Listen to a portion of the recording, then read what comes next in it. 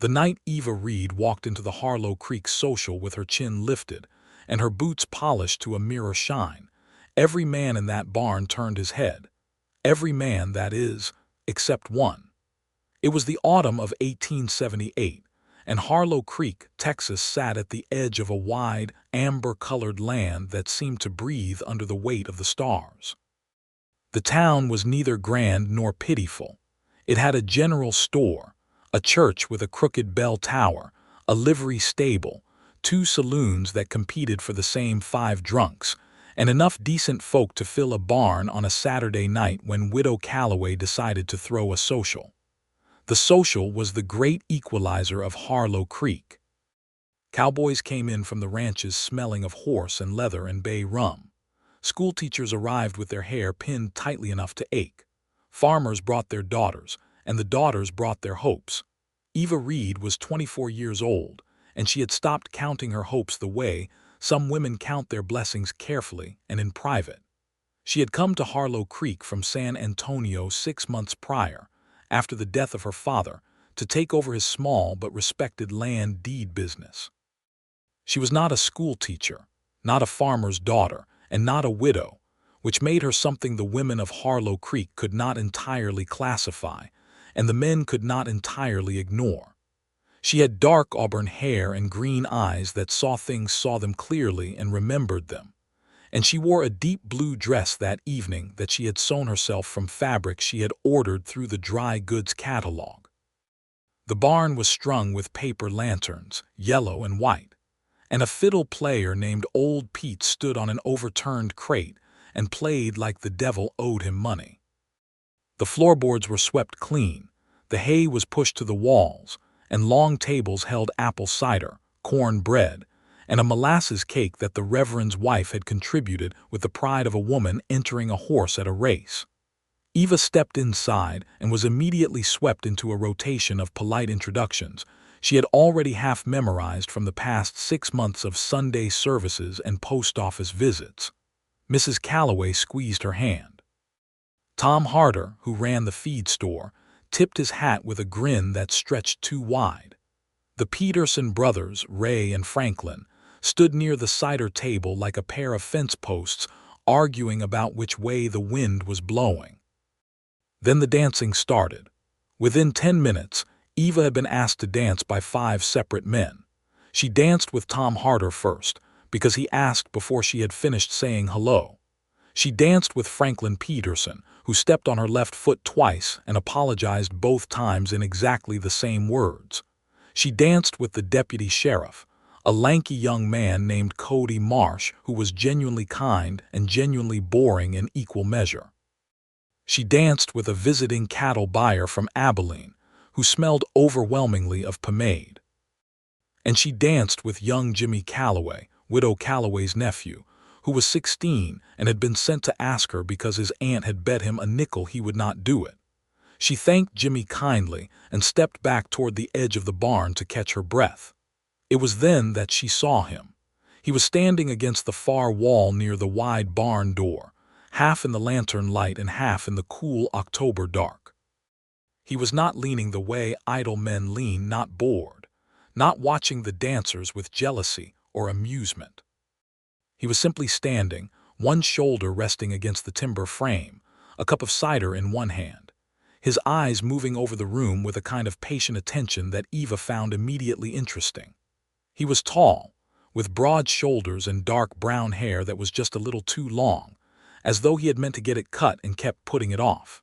He wore a clean shirt, dark gray, with no decorations, and good boots and a belt buckle that caught the light without being designed to do so. He was not dressed to impress anyone. He had not danced once. Every other man in that barn had asked at least one woman to take the floor. Even Old Pete had handed his fiddle to the boy beside him for a spell and swung Mrs. Calloway around the room with more vigor than his years suggested he possessed. But this man, the one against the wall, had simply stood and watched and held his cider and had not moved toward the floor. Eva watched him for longer than was strictly polite. He was not unpleasant to look at. He was perhaps 28 or 29, she guessed, though there was something in his eyes that suggested he had seen enough to be older than his face admitted. His jaw was strong and shadowed with a day or two of growth that he had not bothered to eliminate before the social. He did not look unhappy. He did not look as though he wanted to leave. He simply looked like a man who was exactly where he was without apology. Eva Reed had been proposed to twice, once by a man in San Antonio who had more land than sense, and once by a lawyer who had more sense than heart.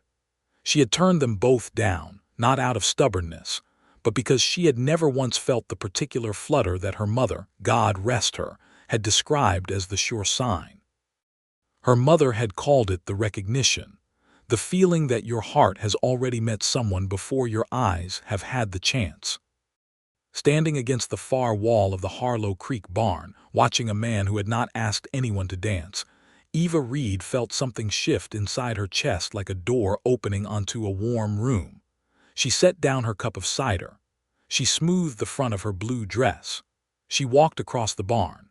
He did not notice her coming until she was 3 steps away, and when he did, he straightened slightly, not from alarm, but from a quiet courtesy.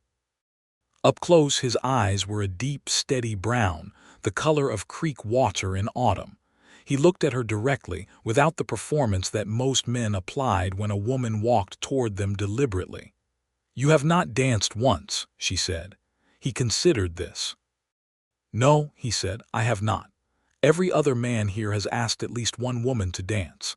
"I expect that is true," he said, and his voice was low and unhurried like water moving over smooth stone. "I am Eva Reed," she said. She extended her hand the way her father had taught her, firmly, without affectation. He took it, and his grip was warm and careful. "Clark Walden. I am asking you to dance, Mr. Walden." Something crossed his face then, not surprise exactly, and not amusement, though there was a thread of both. What it mostly was, she thought, was honest. "Miss Reed," he said, "I am not a good dancer. That is not an answer to the question I asked." He looked at her for a long moment. Old Pete had started a slower tune, something lilting and southern, with an ache built into the melody the way aches are built into certain evenings in October. "No," Clark Walden said quietly, "I suppose it is not." He set his cider cup on the window ledge beside him, and he offered her his hand, and she took it, and they walked out onto the floor together. He had told the truth. He was not a good dancer. His steps were deliberate rather than graceful, and he kept careful track of where her feet were in relation to his own, which meant he was looking down more than he was looking at her, which meant the concentration on his face was genuine and not performed. But his hand at her waist was steady, and he did not try to lead her into movements he was not certain of, and when he stepped wrong and caught himself, he said, "Forgive me," in a quiet, direct way that had no embarrassment in it, only honesty. "What brings you to Harlow Creek?" Eva asked, because the music gave them permission to talk. "Work," he said. "I am a surveyor. The territorial office contracted me to complete the land measurements on the parcels east of the creek. There was some dispute over the boundaries." "A surveyor," she said. "Then you know this land in a particular way." He looked up from his feet then and met her eyes. "I know it the way a map knows a place," he said, "which is precisely and incompletely." Eva smiled. It was the kind of thing her father would have said. They danced one full song and then a second, because old Pete moved without pause from one to the next, and neither Eva nor Clark moved to step away. By the third song, he had stopped tracking his feet and was watching her face instead, and she found she did not mind being watched in that way, not with the assessing look that Tom Harder wore, nor with the hopeful desperation of Deputy Marsh.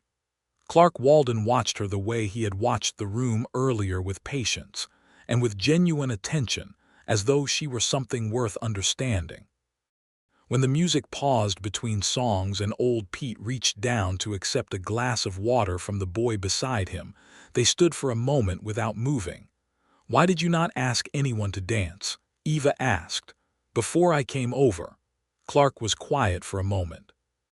Then he said, "Because I did not know anyone here well enough to offer them a dance they might have preferred to spend differently." She studied him. "That is a very careful reason." "I am a careful man," he said. "Are you always careful?" He thought about that. "When it matters." The fiddle started again, and they danced again, and the lantern swayed in the warm air pushed around by 40-some people in a barn in Texas, and Eva Reed thought that she might, at last, have found someone worth being careful with. After the social ended and the lanterns were blown out one by one, the crowd filtered into the cool night air with the comfortable disarray of people who have eaten well and danced well and are content. Clark walked beside Eva to the edge of the road, not because she had asked him to, but because the crowd had moved them in the same direction and neither of them had stepped away. "You operate the land deed business," he said. "The one on Front Street." "My father's," she said. "Yes. He passed in the spring." "I am sorry." He said it without the automatic shaping that people give to that phrase. He said it as though he had considered what sorry actually meant. "He built it from very little," Eva said. "It was important to him that it continue, so I came." She paused. People here were not entirely certain what to make of a woman running a deed business at first. And now, she smiled sideways into the dark, most of them have decided to accept it because it turns out they still need deeds registered regardless of who is holding the pen. Clark made a sound that was almost a laugh, not quite, but near enough. It was low and warm, and she found herself wanting to hear it again. They reached the place where the road divided, one fork toward the boarding house where Clark was staying, one fork toward the small house on Birch Lane that Eva rented from old Henry Poole. "I have the east parcels to start on Monday," Clark said. "It will take perhaps 3 weeks depending on weather." "And then?" Eva asked. He looked at her steadily. "I have not decided beyond that." She held his gaze. "Well," she said at last, "if you should find yourself in need of deed records, survey boundaries, prior claims, land history, my office has the most complete files in this part of the county." "I expect I will need exactly that," Clark said. "Then you know where to find me." She walked home along the dark road with the October stars cold and brilliant above her and something warm and new and unnameable moving in her chest. And she told herself she was being sensible. She told herself he was a surveyor who would be in Harlow Creek for 3 weeks, and that 3 weeks was not a long time, and that she was a practical woman. She told herself all of these things, and believed none of them entirely. Clark Walden stood at the fork in the road for a moment after she had gone, looking at the direction she had walked. Then he turned toward the boarding house, and he carried the particular weight of someone who has just been handed something unexpected and is not yet certain how to hold it. He was at her office door on Monday morning before 9 o'clock. She heard the knock and called for him to come in, and he stepped through the door with his hat in his hands and his survey equipment, a leather satchel, a rolled transit case, a worn notebook slung over one shoulder. The office was small and orderly, with shelves of ledgers along one wall and a wide desk at the center where Eva sat amid organized stacks of documents. The light came through 2 windows, and a small iron stove in the corner kept the morning chill from settling in. "I need the boundary records for the eastern parcels," he said, "everything from the original grants forward." "I know," she said, and she had already pulled them the previous evening because she had known he would come. She placed the stack on the corner of the desk for him. "You can work at the side table if you like. The light is better there in the morning." He sat at the side table. She worked at her desk. The office was quiet except for the scratch of pen on paper and the occasional rustle of document pages and the sound of Front Street outside horses, wagon wheels, the distant voices of a town beginning its week. At 11 o'clock, Eva stood to put the kettle on the small stove. "Coffee," she said. "Thank you," he said. She poured 2 cups and set one beside his elbow without ceremony, and he said thank you again without looking up from the map he was tracing. Then, a moment later, he did look up. "These original grant records," he said. "There are 2 different measurements for the eastern boundary of Parcel 7, one from 1861 and one from 1869. Eva came to look. She leaned over the table beside him, close enough that she could smell the clean sun and cedar scent of him. "The 1861 measurement was made by a man named Hollis Pratt," she said. "He was not particularly meticulous. The 1869 one was done after the dispute between the Vickers family and the county assessor. That one I would trust." "The Vickers family," he said. Are they still here? Old Dan Vickers is still on the place. His wife passed 3 years ago.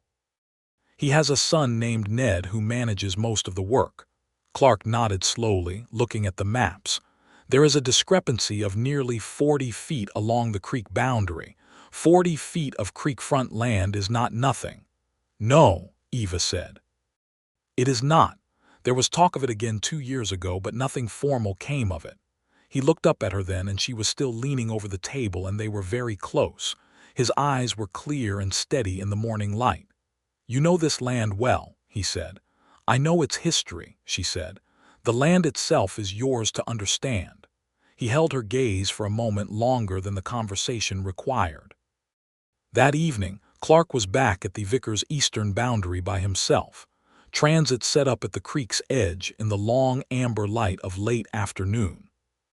The cottonwoods along the water caught the sun and turned to gold, and the land smelled of dry grass and cool water, and he worked in the quiet, methodical way that surveying required: patient measurements, recorded angles, careful notes in the worn notebook. He thought about Eva Reed more than was perhaps professional. He thought about the directness of her. The way she had walked across that barn and extended her hand and asked him to dance as though it were the obvious thing to do, and the most natural thing, and perhaps also the bravest. He had seen courage in various forms. He had seen men face down bad situations with courage, and he had seen courage in stubborn endurance, and he had seen it in the quiet kind of persistence that holds something together when everything argues for letting it fall apart. He thought Eva Reed's kind of courage was the rarest sort, the kind that simply did not consider the alternatives. He had been in Harlow Creek less than a week. He told himself he was a careful man. He thought about her green eyes in the morning light and the way she had said "my father's," yes, with something in her voice that was equal parts grief and pride and determination. And he put his eye back to the transit and measured the angle to the iron pin marker in the creek bank. And he wrote the number in his notebook, and he was not as steady as he usually was, and he noticed it. The next morning he was at her office door at 5 minutes before 9. She had coffee ready. This became their pattern over the first week.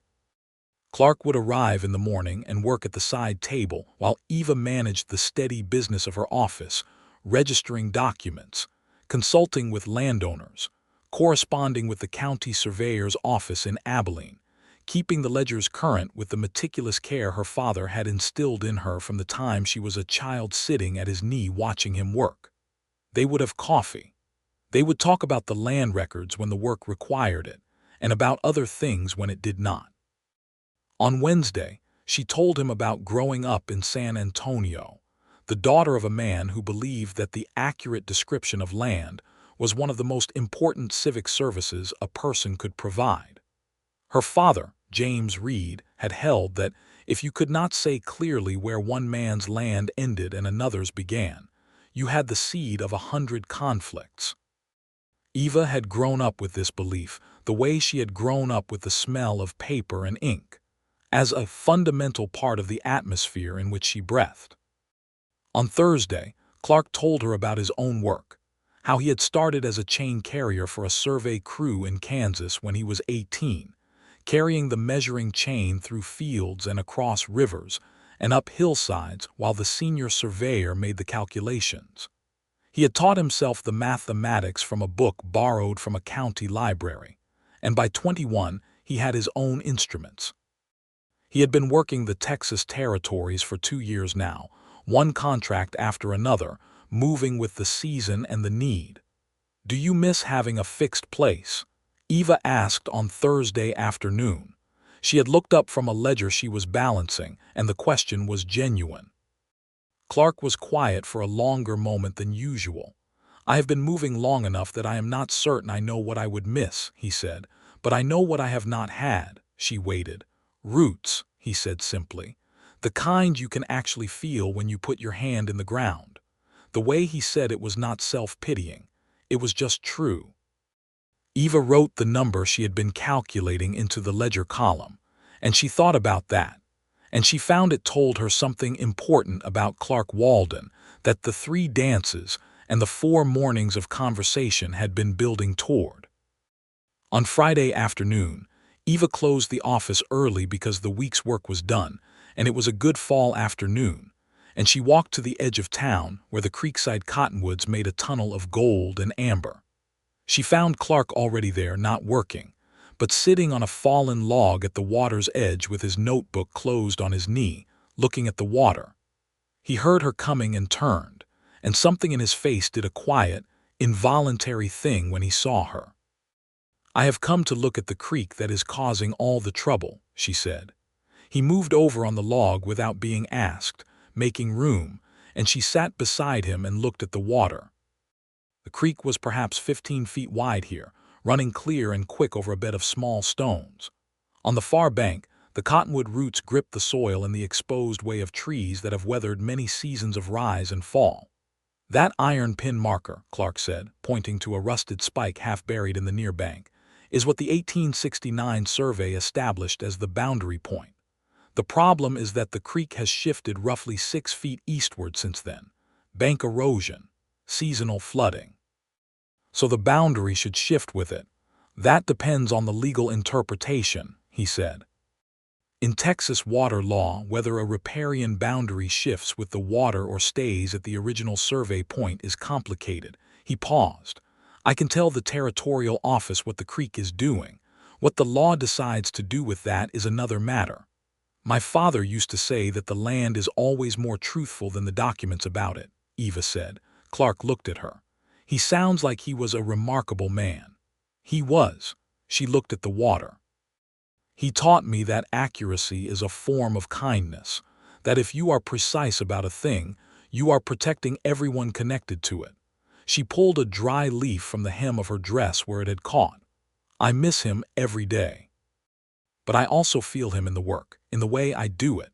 Clark was quiet, looking at the creek. Then he said, "My father was nothing like that." She waited again. She was learning that Clark Walden said things when he was ready and not a moment before. "He was not a bad man," Clark said slowly. "But he was not present in the way yours was. He had his own business, his own concerns. He was elsewhere, even when he was in the room." He turned the closed notebook over in his hands. "I grew up learning to be accurate about things because accuracy was something I could do alone. It did not require anyone else to be present." Eva looked at him directly. "And now?" "Now," Clark said, and he looked at her steadily, "I find that I would like to be accurate about things in the company of someone else." The cottonwood leaves fell into the water and were carried away, and the creek ran quick and clean over the stones, and Eva Reed thought that she was falling in love with this careful, honest, unhurried man, and that it felt less like falling and more like arriving. She did not say any of this. But she did not move away, and neither did he, and they sat by the creek in the afternoon light until the sun moved behind the hills and the air turned cold, and then they walked back to town side by side in the early dusk, and the space between them was comfortable in a way that spaces between people very rarely are. The second week of Clark's work brought complications that had nothing to do with survey measurements. Ned Vickers came into Eva's office on Tuesday morning in a high state of agitation, hat twisted in his hands, his face flushed under his hat line with the particular pink of a fair man who has been working himself toward anger. "Miss Reed," he said, "I need you to tell me about this surveyor fellow and what he has found, because I have heard from Ray Peterson that he has the creek boundary measurements showing the east line moving into our property." Eva set down her pen. "Ned," she said patiently, "the survey is a factual measurement of where the boundary markers are and how the land currently sits. Mr. Walden is reporting what the ground shows. Nothing has been decided." "That 40 feet of creek front is Vickers' land," Ned said. "It has been Vickers' land since my grandfather. If some carpetbagging surveyor comes in here and tells the territorial office different—" "He is not telling anyone anything about ownership," Eva said steadily. "He is measuring. Any legal question about the boundary will be decided through the proper process, and you will have every opportunity to present your grandfather's claim." Ned stood in the center of the office, breathing through his nose. He was 32, broad-shouldered, and generally decent enough, though he had his father's temper when he felt the family property was threatened. "I want to see the measurements he has recorded," Ned said. "Those records belong to the territorial office," Eva said. "When Mr. Walden's survey is complete, he will submit them. At that point they are a matter of public record and you may review them. And in the meantime I am just supposed to, in the meantime," Eva said, "you might consider that 40 feet of a boundary dispute is best resolved through a clear process rather than through someone's temperature." She held his gaze. "Your grandfather built something here. Protect it through legitimate means. That is how it holds." Ned looked at her for a long moment.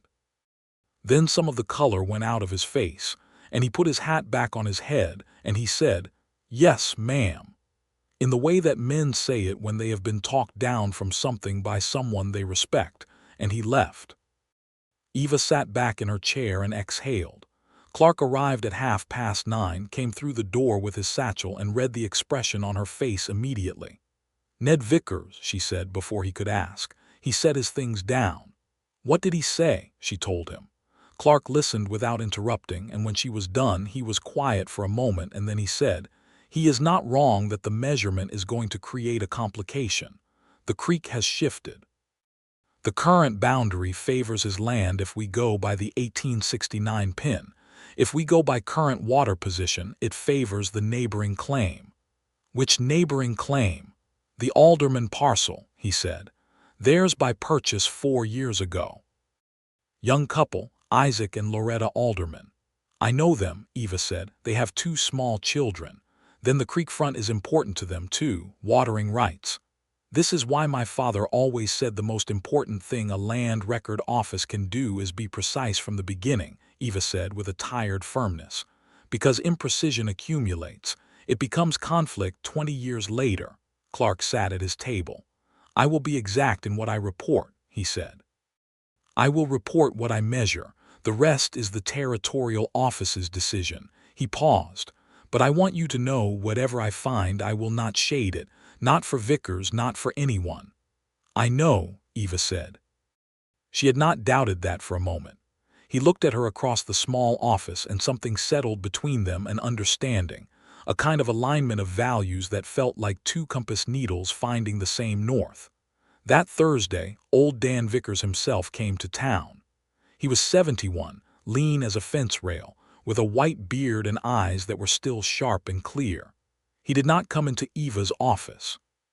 He went directly to the boarding house and asked for Clark Walden, and the 2 men sat on the front porch in the afternoon sun and talked for nearly an hour, and Eva heard about it afterward from Mrs. Calloway, who had witnessed it from the window of the dry goods store across the street. Clark came to the office afterward and told her directly.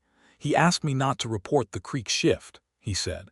"He said the land has been Vickers' land since before the measurements were made, and that measurements change, but history does not." "And you said?" "I told him I understood his position," Clark said, "and that I respected what his family had built there. And that my job was to measure the ground as it is, not as it was, and that I would do my job, and that the process would give him a fair hearing." He paused. "He took it better than I expected. He is a man who understands work." He did not like the answer, but he accepted it. Eva studied him. "You handled that with grace," she said. "I handled it honestly," Clark said, "which is all I know how to do." "That is the same thing," she said quietly. He looked at her, and this time the look lasted long enough that she felt it move through her like a warm current, and she did not look away, and neither did he. That evening, Clark appeared at the door of her small house on Birch Lane with a bucket of apples he had bought from the Peterson farm stand. "I did not know if you had provisions for," he started. "Come in," she said simply. She made apple butter on the stove while he sat at her kitchen table and read from a book on Texas water law that she lent him, a thick, dry volume that would have put most men to sleep, but which he read with the same patient attention he gave to everything. The kitchen smelled of cinnamon and apples and the wood smoke coming from the iron stove, and the lamp on the table was warm and golden, and outside the October dark settled over Harlow Creek like a comfortable blanket. "It says here," Clark said, turning a page, That in the case of a gradual and imperceptible shift of a boundary watercourse, the boundary shifts with the water. But if the shift is sudden avulsion, they call it, the boundary stays at the original location. And which is it in this case? Gradual, he said. Over years, bank erosion, seasonal changes, which means by this law the boundary does follow the creek. He closed the book. The aldermans have the stronger legal position. Eva stirred the apple butter slowly. That will be hard for old Dan. Yes, Clark said, it will, but you will report it accurately. I will. She ladled some of the apple butter into a jar and set it on the table beside his elbow. He looked at it, and then at her, with that expression she was coming to know, the one that was something between gratitude and something deeper, something that did not yet have a name between them but was working its way toward one. Eva, he said, and it was the first time he had used her given name without the formality of Miss Reed before it, and the sound of it in his voice was a quiet thing, barely louder than the fire in the stove, but it went through her completely. Yes, she said, and she said it as though it were an answer to a question he had not fully asked yet, but that she had already heard. He held her gaze across the kitchen table, and the lamp burned between them, and he said, I would like, when the survey is complete, to come back here. To Harlow Creek, she said. Yes, he said, to Harlow Creek. The way he said it told her he meant more than the town. She sat down across from him at the kitchen table and folded her hands on the wood surface. There are not many survey contracts in Harlow Creek, she said. No, he agreed. There are not. But there is a land deed office that could use a man who understands survey work, she said carefully, if such a man were willing to take on the more permanent kind of employment. He looked at her steadily. I would be willing, he said, if the man in question were wanted in that capacity. He would be, Eva said. The apple butter cooled on the jar between them, and they sat in the warm kitchen in the October dark, and outside Harlow Creek was quiet, and the stars were hard and bright through the window glass, and Eva Reed felt for the first time in a long time that the future was not an obligation, but a thing she genuinely wanted to walk toward. The third week of Clark's survey brought cold weather and finished business. He completed the eastern parcel measurements on a Tuesday that tasted of early winter, the sky the color of pewter and the cottonwood leaves mostly gone now, the creek running darker and faster in the chill. He had taken 3 weeks of precise measurements, had interviewed both Dan Vickers and Isaac Alderman, had consulted every record Eva had in her files, and had produced a survey document that was, he believed, as accurate as human care and good instruments could make it. He sat at Eva's office table and wrote the final report on the Wednesday, and she worked beside him at her desk, and they did not talk much, but the silence between them was the kind that has a warmth in it. When he was done, he set the pen down and looked at the completed document for a moment, and then he said, It is done. How does it feel? Eva asked. Like telling the truth, he said, which always feels better once it is said. He submitted the survey to the territorial office in Abilene by post on Thursday.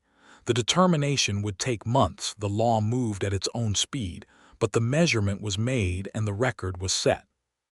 Whatever happened with the Vickers and Alderman boundary would be decided on the basis of accurate information, and that was all Clark could offer and all he intended to. On Thursday evening, there was a modest gathering at the saloon, not a rowdy occasion, but a handful of local men who had heard the survey was complete and who wanted to buy Clark Walden a drink on the basis that a man who had come into a complicated situation and handled it straight deserved at least that recognition. Tom Harder was there, and Deputy Cody Marsh, and Isaac Alderman, who had come into town for supplies and stayed when he heard Clark was there. Even old Dan Vickers came in toward the end of the evening and sat at the bar with a glass of whiskey and said to Clark, without preamble, "You did it square. I do not like it, but you did it square." And Clark said, "I am sorry for the difficulty, Mr. Vickers." And Dan said, "The difficulty was in the creek, not in you." And they shook hands, and that was that. Eva was not at the saloon, because women of her standing did not go to saloons in 1878, but she heard about the handshake from Deputy Marsh the next morning, and it settled something in her that had been slightly unsettled by the whole affair. Friday morning, Clark came to her office one last time, not with his survey equipment, which was already packed and waiting at the boarding house. He came with his hat in his hands and his coat buttoned against the morning cold, and he stood in the doorway and looked at her across the office, and Eva looked back at him from behind her desk. "The morning coach to Abilene," he said. "It goes at noon." "I know," she said. "I told you I would come back." "You did. I mean to keep that." She stood up from behind the desk and came around to the front of it and stood before him, close enough that she could see the winter light in his steady brown eyes. "Clark," she said, "I would like you to be clear about what you mean." He looked at her directly. In that way he had no performance, no evasion. "I mean," he said, "that I have not felt settled in a place in a very long time. I mean that I find myself thinking about this office and this town and the creek and the records on those shelves when I should be thinking about coordinates and angles. I mean that I would like, if you are willing, to come back here and see if what has begun here is what I believe it to be." "And what do you believe it to be?" she asked quietly. "Something I do not want to walk away from," he said. She reached out and took his hand the same way she had taken it at the social that first night, in the direct and unaffected way that was entirely her own, and held it in both of hers. "Then come back," she said. "Come back when you have settled your affairs in Abilene, and we will see what we can build." He looked at her hand holding his, and something moved in his face that was quieter and more certain than anything she had yet seen there. He closed his fingers around hers. "I will be back before December," he said. "I will be here," she said. He left on the noon coach, and she watched it roll down Front Street from the window of her office, and then she sat back down and opened her ledger and went to work, because the land of Harlow Creek continued to require its records, and she was the woman who kept them, and her father had taught her that the work was its own kind of faith. She held Clark's promise the way she held her father's memory close, without grasping, trusting that what was true would hold. He was back in 26 days. It was the first week of December, and the cold had settled into the Texas hill country with a firmness that promised a real winter. The streets of Harlow Creek were hard frozen in the mornings and muddy by afternoon, and the smoke from a dozen chimneys rose straight and white into a blue sky. Eva had begun wearing her heavy wool coat to the office, and keeping the iron stove fed through the day, and the office had taken on the particular warmth of a small space, well heated in cold weather. She was at her desk reviewing a stack of deed transfer documents when she heard boots on the step outside, and the knock on the door had a particular quality, deliberate, unhurried, that she knew before the door opened. She did not pretend to be unsurprised. She stood up. Clark came through the door with cold air around him and a light dusting of road dust on his coat, and he was thinner from the road, and there was a new tiredness behind his eyes, but also something that had not been there when he left, a kind of resolution, as though decisions had been made and he was at peace with them. "You are back," she said. "Before December," he said, "as promised." She crossed the office and she took his cold hands in hers to warm them, and she looked at his face in the lamplight and she thought that she had been right about everything. "What did you settle in Abilene?" she asked. "My contracts," he said. "I submitted the last 2 reports, recommended a junior surveyor for the spring work in the North Territories." He paused. "I also registered an intention with the county business office to establish a private survey and land consultation practice." "Where?" she asked, though she knew. "Here," he said. "Harlow Creek." She had known it was coming, and it still went through her like the first warmth of a fire after a long, cold ride. They were married in the church with the crooked bell tower on the first Saturday of March 1879, when the Texas spring was coming in from the south with green grass and wild bluebonnets, and a sky so blue it seemed to have been washed new. The Reverend's wife contributed a second molasses cake, which Eva gently requested not be compared to the one from Widow Calloway's social 18 months ago. Mrs. Calloway herself sat in the third row and wept with great satisfaction, because she had a feeling about people, she said, and she had known from the moment she watched Eva Reed walk across the barn floor that something important was going to happen. Old Pete played the fiddle. Old Dan Vickers came and shook Clark's hand again, and this time the shake had something warmer in it. The territorial office had reached its determination on the boundary in January. The creek boundary moved with the water, confirming the alderman position.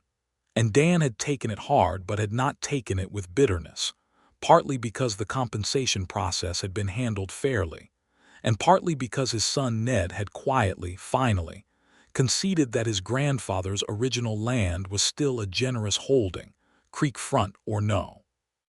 Isaac and Loretta Alderman sat beside the Vickers family in the church pews, and the children ran in the churchyard afterward while the adults ate cake. And Harlow Creek was, on that March Saturday, exactly what a small town in a big land can be at its best, a place of genuine community, imperfect and trying. Eva wore her mother's lace collar on her blue dress, which she had altered to fit the occasion, and she carried a bunch of bluebonnets tied with a ribbon, and she stood in the pale morning light of the church and said her vows in a clear, steady voice that carried to the back row, and Clark stood beside her and said his with the same quiet, direct honesty that he applied to every true thing. When the Reverend said that it was done and Clark could kiss his bride, he did so with a care and a warmth that made old Pete, who had seen 100 weddings, look at his fiddle for a moment and then back up, and say quietly to the boy beside him, "That is a man who means it." The spring was full and good. Clark established his private survey practice in the back room of Eva's office, which they expanded by knocking through the adjacent wall and purchasing the neighboring space from its owner, a retired saddle maker named Gus, who had been looking for a reason to move his workshop to a larger building anyway. The deed office and the survey practice existed side by side, and they worked the way Eva and Clark worked, in parallel, in the same direction, each doing what the other could not and both doing better together than alone. The combination proved immediately useful. Harlow Creek was growing. The railroad had been rumored for 2 years, and in the spring of 1879, the rumor became surveyed reality.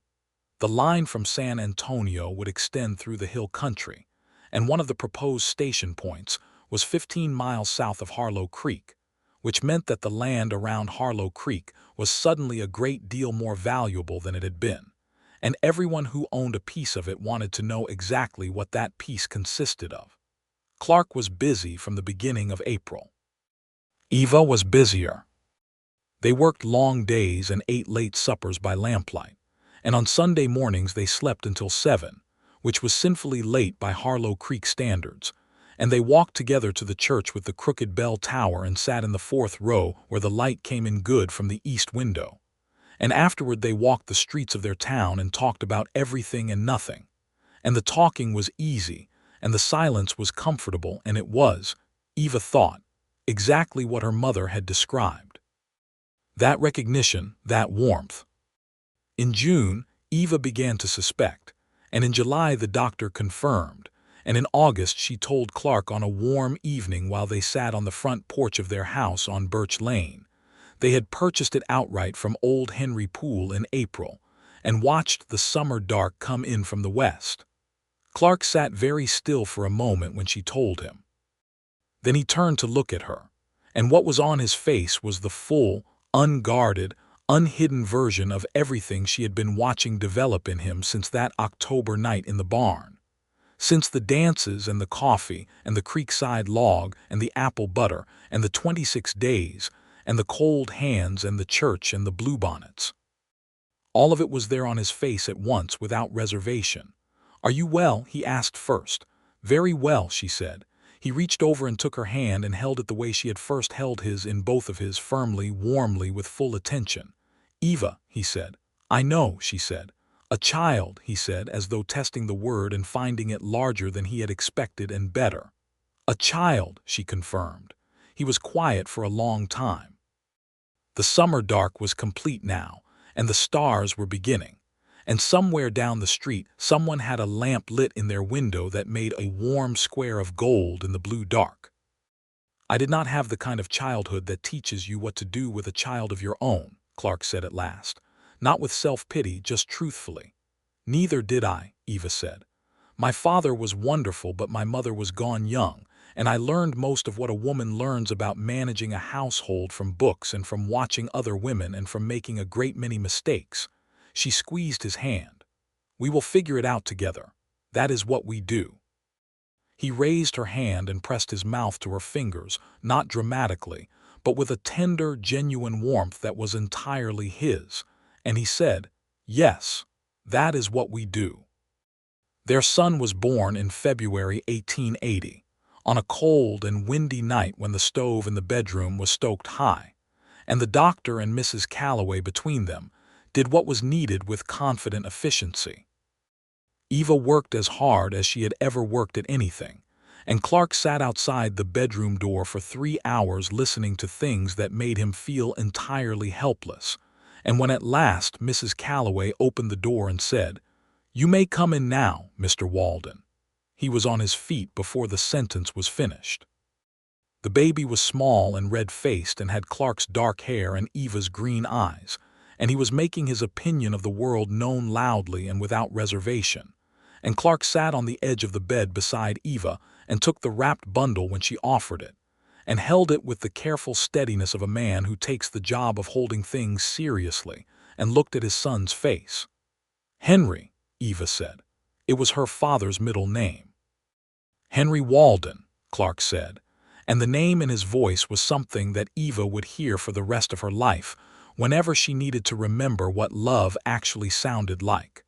The years that followed were full and busy and rooted. Henry grew into a cheerful, curious boy who had his mother's way with words and his father's patience with problems, and who from the age of 5 had an opinion about where every fence line in Harlow Creek should be and whether it matched the records. He followed Clark through the survey work like a small shadow, and followed Eva through the office asking questions about everything in the ledgers with a persistence that would have been exhausting if it had not been so genuinely delighted. The railroad came in 1881, not through Harlow Creek itself but close enough. A spur line connected the town to the main route, and the spur line brought commerce and new settlers, and the attendant complications of rapid growth. The land around Harlow Creek changed value 4 times in 2 years, and disputes over boundaries and prior claims multiplied accordingly, and Eva and Clark's combined practice became more essential than either of them had quite foreseen. They hired a junior clerk, a young man named Samuel Chen who had come from California with a head for figures and a quiet thoroughness that earned Eva's immediate respect, and the office expanded again. There were difficulties in those years that were not about land, and they faced them with the same honesty they brought to everything else. There was a drought year in 1882 when the creek dropped to a trickle, and the cottonwoods on the bank turned gray, and half the farmers in the county were in trouble, and the land office could do nothing about the rain, but keep its records true so that whatever came after would rest on solid ground. There was a hard winter in 1883 when Henry caught a fever that lasted 2 weeks and kept Eva at his bedside without sleep, and Clark learned in those 2 weeks how fear could coexist with absolute steadiness, and he was steady for Henry and steady for Eva. And on the night the fever broke he sat in the rocking chair beside the boy's bed and held his son's warm, sleeping hand and shook slightly, just once, and gathered himself and was fine. There was the question, which arose in the spring of 1883, of the Harlow Creek land that had belonged to a family of settlers originally from the Cherokee Nation. The Burtson family, James and Sarah Burtson, who had acquired the land legally and built a good farm on the western edge of the county, and who found themselves in dispute not with a neighbor, but with a speculative land company from Dallas that claimed, on the basis of a suspiciously convenient rereading of a territorial grant, to have a prior interest in the parcel. Eva received the documents in her office one April morning and read them 3 times and then called Clark in from the survey room. "This is not right," she said, spreading the documents on the desk. "This claim is based on an 1851 grant that expired in 1858. It was explicitly not renewed. I have the record here. My father filed it himself." She pointed to the entry in the ledger. "This company is either badly informed or deliberately dishonest." Clark read the documents carefully. "What does James Birdson want to do?" "He came in yesterday," Eva said. "He is a dignified man. He said, and I am quoting him directly, that he purchased this land in good faith. He has worked it in good faith, and he intends to keep it in good faith, and he would like to know if good faith is enough." Clark's jaw was set. "Do we have enough documentation to challenge this?" "We have everything," Eva said. "The original grant, the expiration notice, the records of non-renewal, James Birdson's purchase deed, and my father's filing notation. It is airtight." "Then we fight it," Clark said. It was not a question. She looked at him. "It will mean dealing with a Dallas company that has money and lawyers." "I know," he said. "We have the truth on our side and the records to prove it.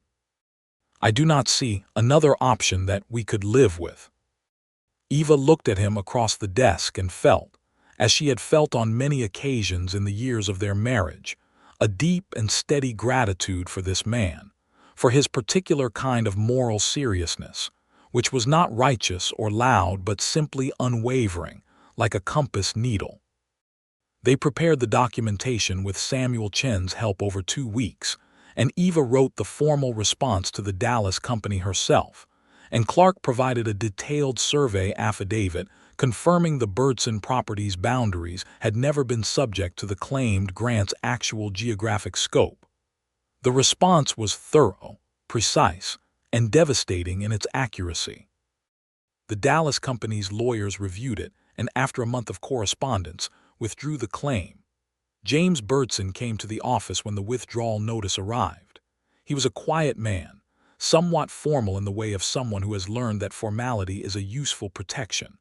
But when he shook Eva's hand and then Clark's, his grip was firm and his eyes were clear, and he said, "I was told when I came to this county that I might find difficulty holding what I had earned because of what I am. It is worth something more than I can easily say to find that it was not true in this office." Eva said, "It should not be true anywhere. I am sorry it has ever been otherwise." He nodded once. He did not need more than that. He put his hat on and left, and Clark watched him go and then looked at Eva, and she looked back, and there was nothing to add.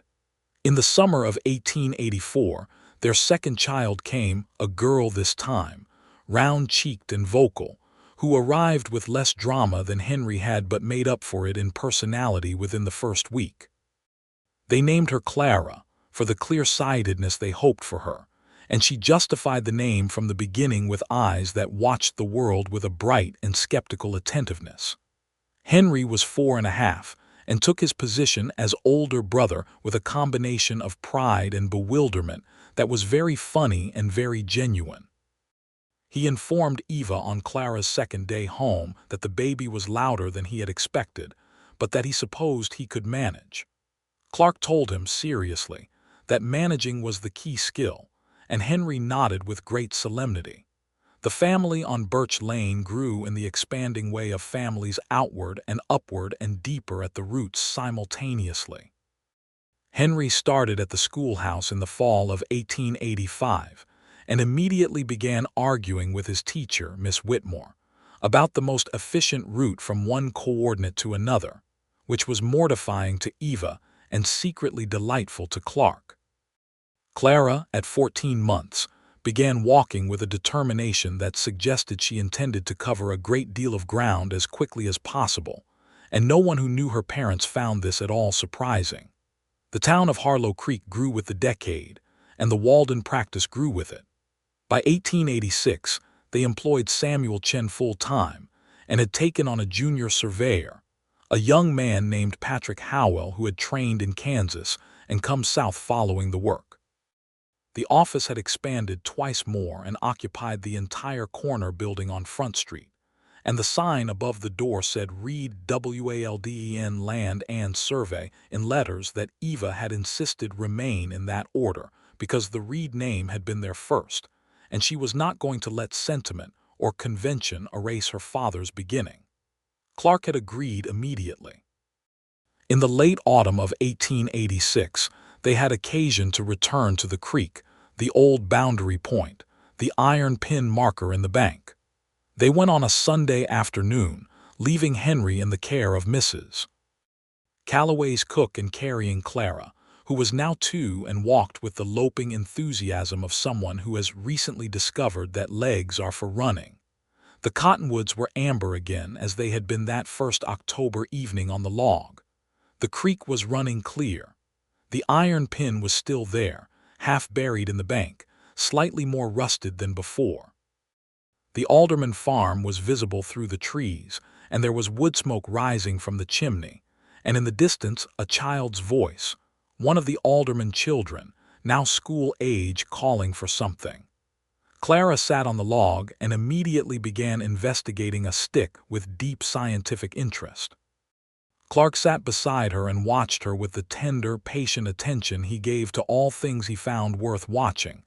Eva stood at the creek's edge and looked at the water. 8 years, she said. 8 years, Clark agreed, since we sat here the first time. She turned to look at him. This man she had walked across a barn to speak to, who had not danced with anyone, who had been standing against the wall in the lantern light in half the October dark, who had told her he was not a good dancer, and then danced with her anyway, who had measured the land around Harlow Creek with exacting care, and then put down his instruments and stayed, who had built a life with her board by board, deed by deed, from the roots up. I knew, she said, that first night. He looked at her from the log. The recognition, he said, she startled. I told you about that. You told me what your mother called it, the recognition. He held her gaze steadily. I felt it too, he said. I had not known it had a name. I only knew that when you walked across that floor toward me, I felt something shift. He paused. I have never been able to explain it better than that. You do not need to explain it better than that, she said. Clara had abandoned the stick and was now attempting to put her boot in the creek, and Clark caught her ankle with a patient hand and redirected her toward the log, and the little girl made her opinion of this known briefly, and then was distracted by a leaf. Eva came and sat on his other side, and he put his arm around her, and they sat by the creek in the late autumn afternoon, their daughter between them investigating the world with great thoroughness, and the cottonwoods let their last leaves down into the water one by one, and the water carried them away towards somewhere lower and wider, and Harlow Creek breathed in the season around them. They stayed until the light went gold and long and then started to fade, and then Clark picked Clara up, and she immediately grabbed a fistful of his collar, and held on with the confidence of someone who has never doubted the solidity of what she is holding, and they walked back to town through the dry grass and the long shadows, Eva's hand in the crook of his elbow, their boots crunching the October ground. The winter of 1886 was hard but manageable. The house on Birch Lane was solid. Clark had spent 2 springs reinforcing the walls and improving the insulation, and the iron stove in the parlor kept the rooms warm, and the woodpile was well stocked because Clark was the kind of man who thought about woodpiles in August.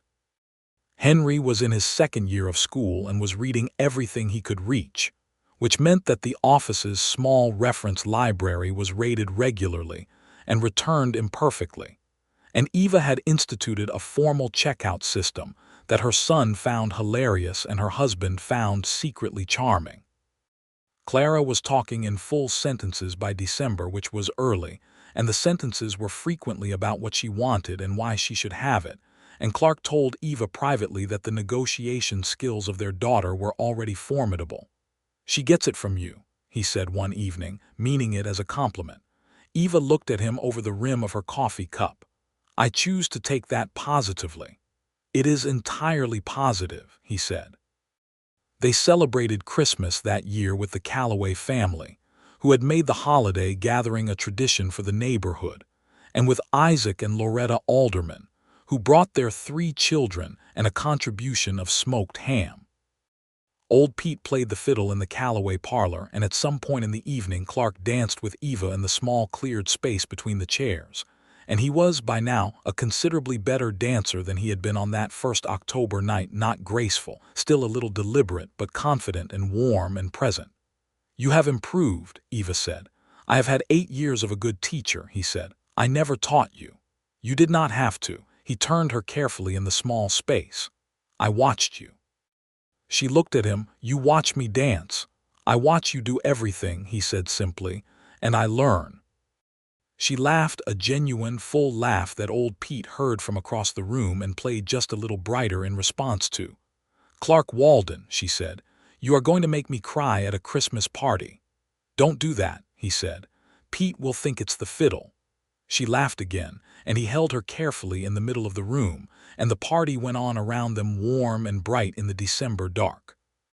The new year 1887 brought a letter from the Territorial Land Office in Abilene, addressed to both Reed Walden Land and Survey, formally inviting the practice to serve as the official county registrar for Harlow County, a role that had been occupied by a less organized office in the county seat, 30 miles north, and which the territorial office felt was better suited to an operation with their combination of deed expertise and survey capability. Eva read the letter twice. Then she put it on Clark's desk. He read it, he put it back, he looked at her. "It means more responsibility," he said, "and considerably more work." "Yes," she said, "Samuel will need a raise." "Yes. Patrick will need to become a full partner." "That is fair," she said. "He has earned it. We will need to hire another clerk." "I know a young woman in town," Eva said. "Margaret Poole, old Henry's granddaughter. She has a better head for figures than most men I have met, and she is looking for serious work." Clark was quiet for a moment, thinking it through. Then he said, "Do you want to do this?" She looked at him. "My father spent 20 years hoping this office would be more than a single-man operation," she said. "I want to do everything that honors that." She paused. "And I want to do it with you." "Then yes," he said. They accepted the appointment, and Margaret Poole came to work in January with a sharpness and efficiency that justified Eva's confidence entirely. And Samuel Chen was given the raise and the title of senior clerk, and Patrick Howell became a partner in the survey practice, and the corner building on Front Street had, by spring, the particular busy, purposeful hum of a place that is doing something real. Henry, who was 7, decided that he intended to become either a surveyor or a judge, and had not yet ruled out both simultaneously, which his father told him was an ambitious goal, and which his mother told him was an excellent reason to study very hard. Clara, who was 3, decided that she intended to become Old Pete, and practiced the air fiddle at the dinner table with a frequency that was charming the first several times and required gentle management thereafter. Life in Harlow Creek in the spring of 1887 was not without its difficulties. The drought of the previous summer had left debts in its wake, and 3 farms in the county were facing hard decisions about their land, and the Walden practice was involved in several of those situations in ways that required the particular combination of accuracy and human care that Eva and Clark had always tried to bring to the work. But the difficulties were navigable, and the tools for navigating them were good, and the people at the center of the work were capable and honest and worked together like the 2 halves of a well-made instrument. On the evening of their 8th wedding anniversary, the first Saturday of March 1887, Clark came home from the office to find that Eva had done something she almost never did. She had closed the office early, sent Margaret and Samuel home, come to Birch Lane at 4 in the afternoon, and cooked a full supper that was not in any way practical and was entirely delicious. There was roasted chicken and cornbread and sweet potato pie and 2 candles on the table, which Henry regarded with deep fascination, and Clara attempted to touch twice before being redirected. After supper, after the children were settled, Henry with his book, Clara with the sleep that descended on her like a decision, Clark sat in the parlor with Eva, and they had coffee in the quiet of the house. 8 years, he said. 8 years, she said. "I want to tell you something," he said, setting his cup on the side table with the deliberateness he brought to things that mattered. She looked at him across the lamplight. "When I stood in that barn," he said, "against the wall with my cider, watching everyone dance, I knew I did not belong to any of it. Not to the town, not to the people, not to the occasion. I was there because the survey contract put me in the county, and I had no reason not to attend and nowhere else to be. And I had no intention of asking anyone to dance because he paused, choosing carefully. I was a man who had learned to be entirely self-contained, and I had decided that this was adequate. That adequate was what I was entitled to." Eva listened without moving.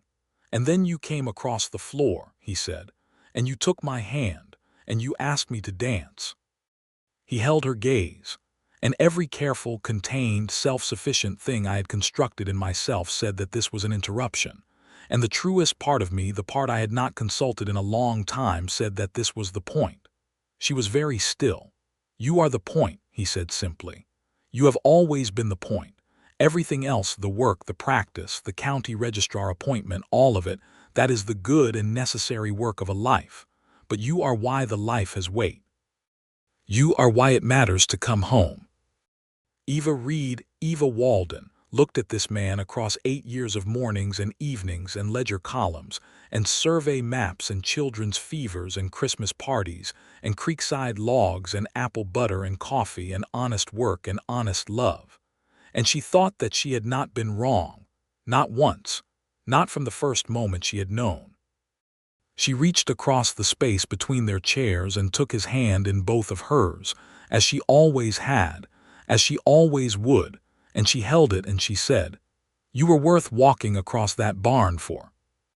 He brought her hand to his mouth and pressed his lips to her fingers, and above the fireplace the clock ticked quietly, and somewhere in the back of the house Henry's lamp still burned, and Clara made a small dreaming sound, and the night settled over Harlow Creek with the comfort of a place that has found its people and kept them.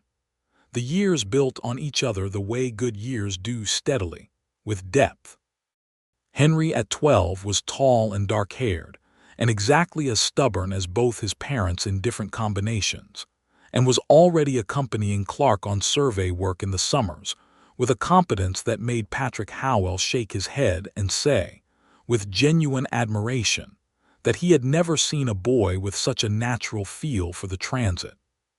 Clara at 9 was something else entirely. She had Eva's auburn hair and Clark's brown eyes, and she moved through the world with a confidence and a sharpness that kept everyone around her fully alert. She had discovered in the 3rd grade that she had a particular gift for argument, and was developing it with the focused intensity of someone who recognizes a useful tool. The teacher, by now a different one from Miss Whitmore, sent a note home with her in October of her 4th grade year that said, diplomatically, that Clara was an exceptional student whose contribution to class discussion was vigorous, and who might benefit from practicing the virtue of patience in listening as well as speaking. Eva read this note and handed it to Clark, who read it and said, "She gets it from you." And this time Eva did not even pretend to consider a different interpretation. Samuel Chen, in 1890, married a young schoolteacher named Helen from the county seat, and the wedding was held at the church with the crooked bell tower, and Clark served as witness, and Eva organized the flowers, and old Pete played the fiddle and managed, at 73, to still coax something miraculous out of the instrument. Margaret Poole became, in 1891, indispensable. She had grown into a role that went beyond clerk and into something closer to office manager, and Eva formalized this with a new title and a new arrangement, and Margaret received both with the calm satisfaction of someone who had known this was coming and had simply been doing the work in the meantime. In 1892, Isaac Alderman retired from farming.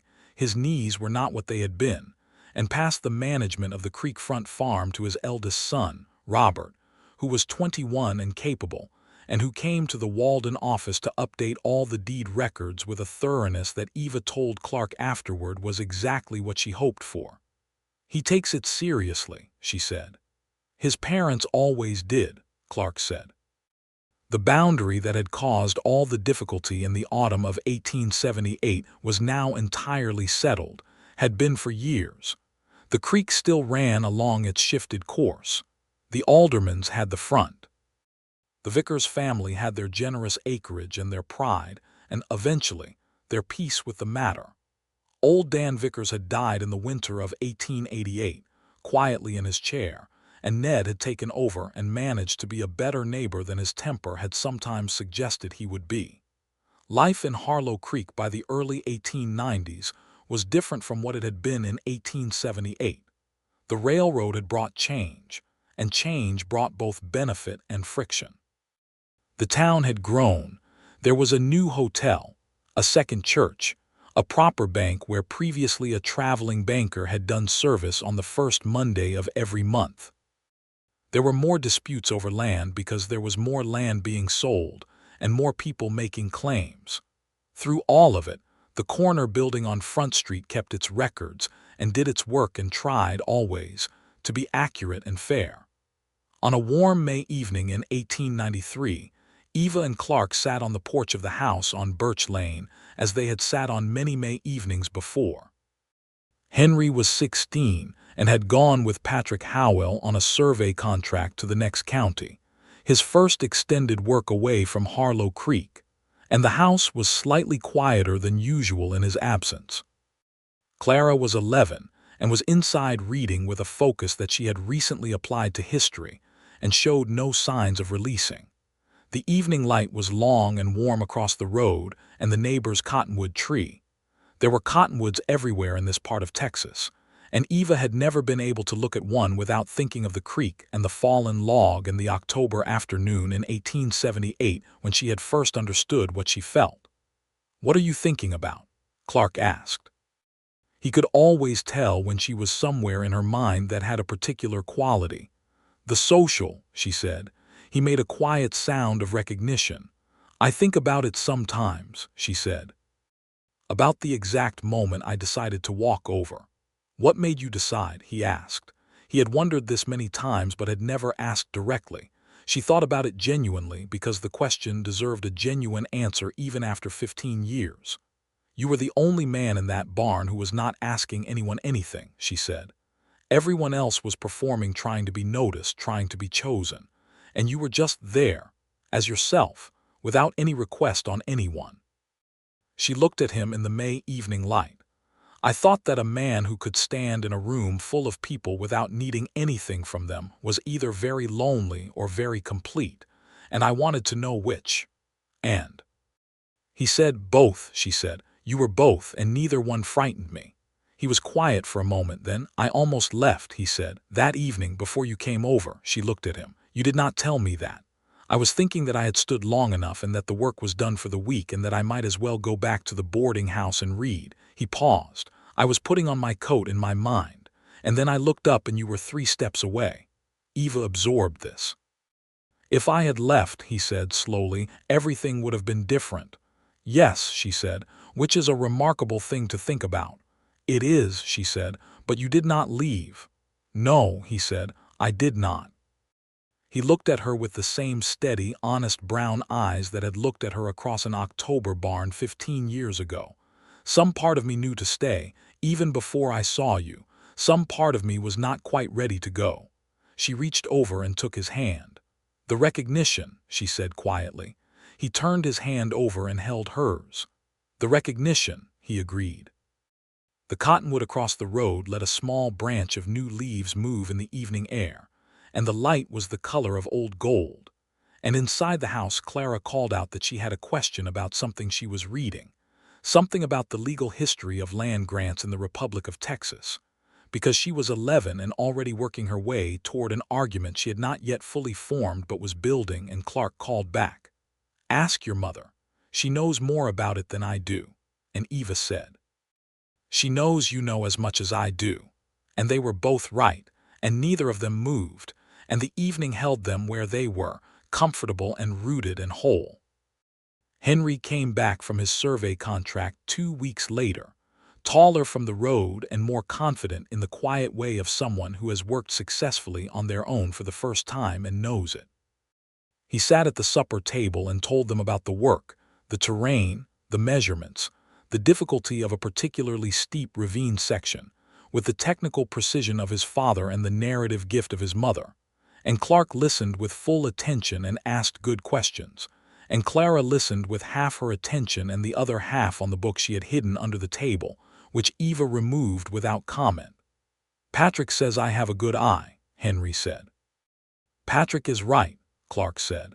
Henry looked at his father across the table with the particular look of a 16-year-old who has received genuine praise from someone he respects and is trying to receive it without showing how much it means. Clark held his gaze steadily, without adding to it, which was exactly right. After supper, Clark and Henry sat on the porch, and Henry asked questions about the business, how the county registrar contract worked, how the survey practice was growing, what the next 10 years might look like for the county's land. And Clark answered him seriously, as he always did, because he believed that young people who asked serious questions deserved serious answers, and because Henry's questions were already the right ones. Eva stood at the kitchen window washing the supper dishes and watched them through the glass, her husband and her son in the May evening, talking about land and work and the future, and the feeling that moved through her was so full and so quiet at the same time that it had no name for it. It was everything she had come to Harlow Creek for, without knowing it.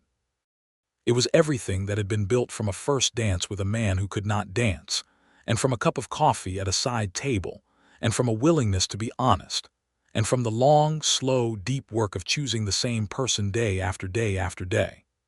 In the fall of 1893, when the cottonwoods went amber again, and the creek ran quick and clear in the October cool, Eva and Clark walked out to the familiar log on a Sunday afternoon, just the two of them, as they did most Octobers. Henry was at the office working on a project. He had begun drafting survey documents under Patrick's supervision. Clara was at a friend's house and had communicated through multiple channels that she did not require supervision. They sat on the log. The iron pin was still in the bank, barely visible now, the rust nearly complete. The creek had shifted another foot since the last time Clark had measured it, which was 3 years ago. "It keeps moving," he said, looking at the water. "Everything does," Eva said. "The question is whether what you have built moves with it or stands firm." He considered this. "What we have built," he said, "I believe stands firm." She looked at him. "So do I." The water ran. The leaves fell into it and were carried away. Above them, the cottonwood branches held their last gold against the blue October sky, and beside them was the log where they had first sat together and understood each other. And behind them was a town that knew their names and their work and the shape of their lives. And before them was more years, more seasons, more work, more mornings and evenings and coffee cups and survey maps and children growing and roots deepening.